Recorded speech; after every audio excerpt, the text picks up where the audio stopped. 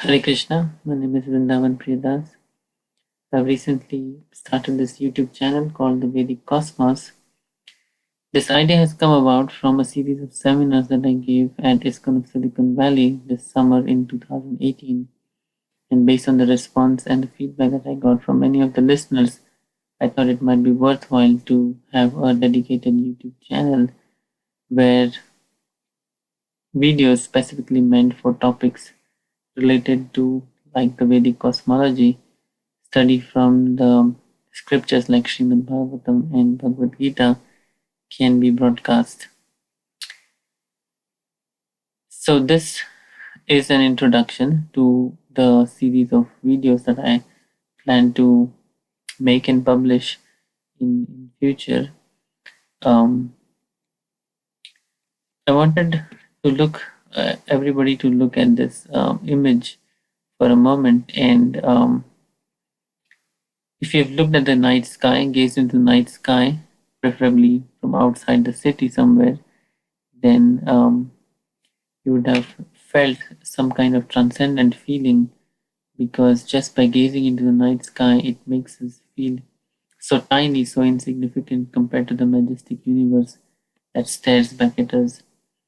So it such an experience naturally evokes some philosophical thought in our mind, asking how this creation has come about, how have we landed over here in whatever situation we are in, and what is the meaning of all this creation and existence that we are experiencing? Where do we come from? Where do we go from here? And so on. More importantly, it also this experience of witnessing the night sky and observing the stars and the luminaries in the sky, it gives us some kind of a feeling that we transcend beyond the ordinary limitations that we experience in our day-to-day lives, especially the different kinds of anxieties, different kinds of worries, different kinds of tensions or stress that we experience in ordinary life. These things just seem to vanish, at least momentarily, when we undergo such an experience of witnessing wholeheartedly this majestic universe that we are a part of. So, what inspires me to study Vedic cosmology in detail is that the Vedic description of the cosmos, it truly fulfills the promise that the study holds. It helps us, the study of the Vedic cosmos, it really helps us to transcend the ordinary realm of life.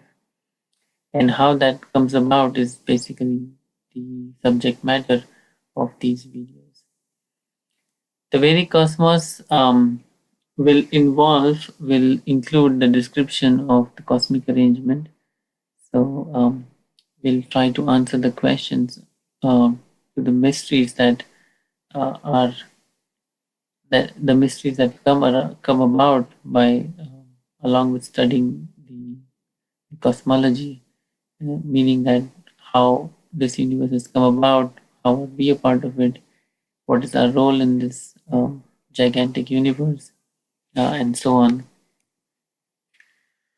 So that's also something I mentioned, significance of our existence in it. And not only are we interested in studying the far off stars and planets, but we're also interested to understand how matter is arranged around us. This matter, distribution of matter, or understanding of matter, which is very close to us.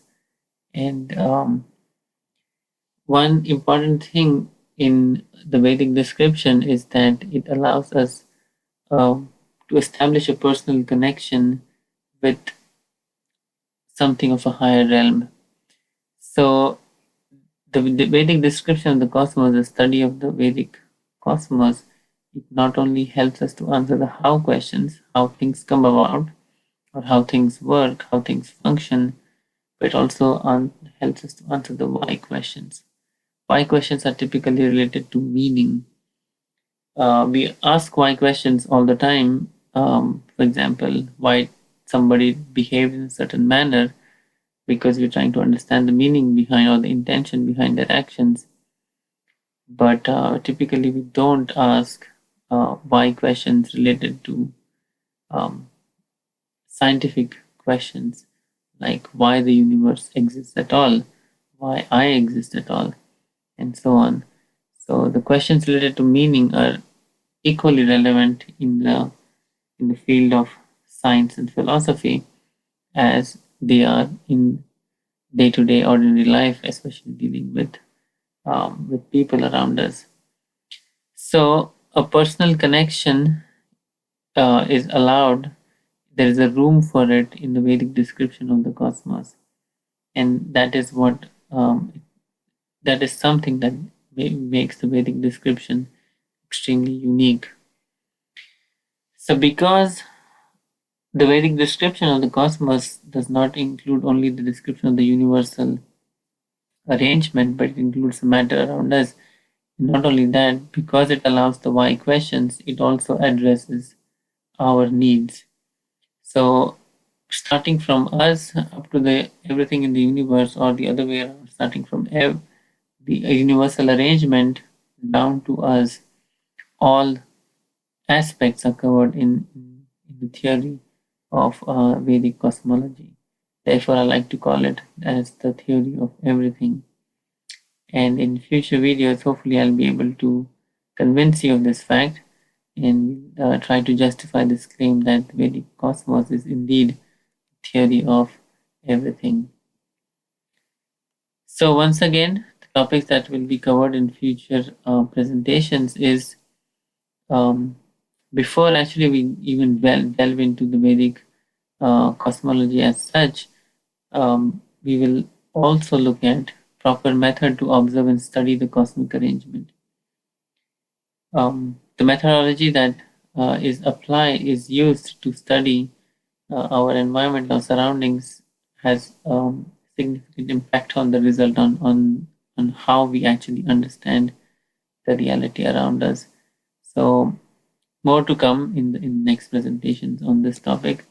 Then of course we'll talk about the description of the planetary systems, and Sankhya is what constitutes the understanding of matter around us according to the Vedic version.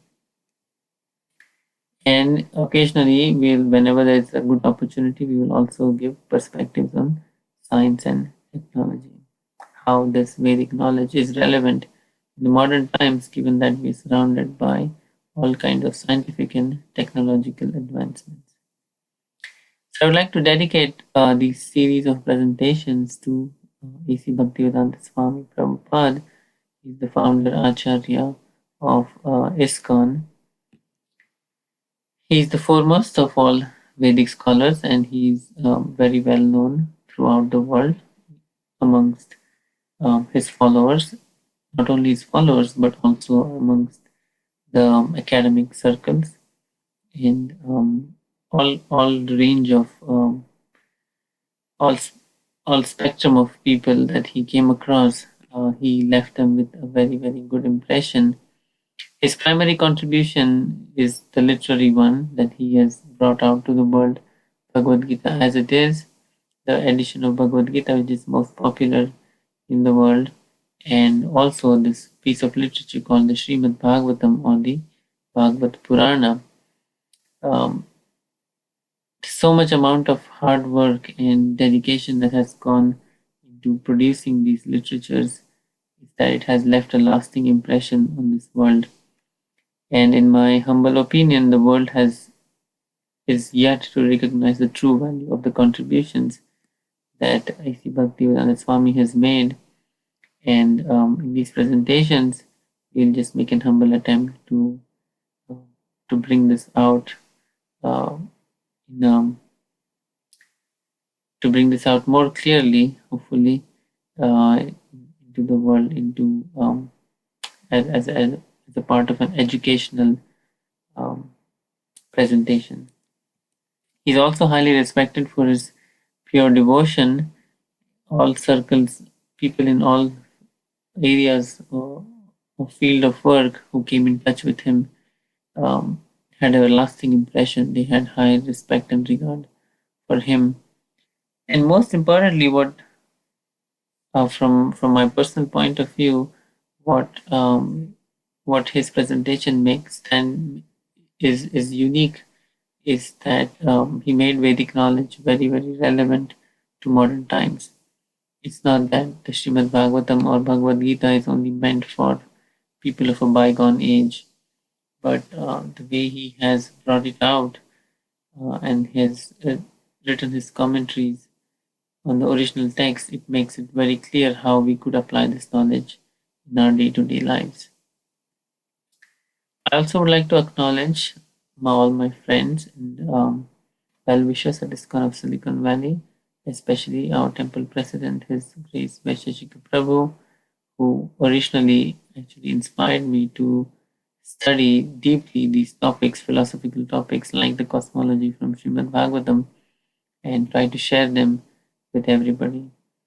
I also would like to thank His Grace Srivas Pandit Prabhu, who by himself is an exemplary teacher of Bhagavad Gita and Srimad Bhagavatam. He teaches devotees regularly at ISKCON of Silicon Valley. It's actually due to his encouragement, and he actually allowed me to present the Vedic cosmology seminars at ISKCON of Silicon Valley. So without their help and support and encouragement, I probably would not have reached the stage today. I also would like to gratefully acknowledge um, immense help from my friend Ashish Talela. His spiritual name is Rishiraj Das or Rishiraj Prabhu. He also has a nice website uh, shown here, and he maintains a nice blog and has written several books on Vedic philosophy and at the interface of science and spirituality. So his book called The Mystic Universe, which is an introductory book on Vedic cosmology, is what sparked my interest, and it gave me a unique perspective into approaching this topic, or into approaching how to study this topic. And I'm very grateful for his wonderful work that he's doing for many, many years. And I'll say a little bit more about his book, Mystic Universe, in one of the future presentations.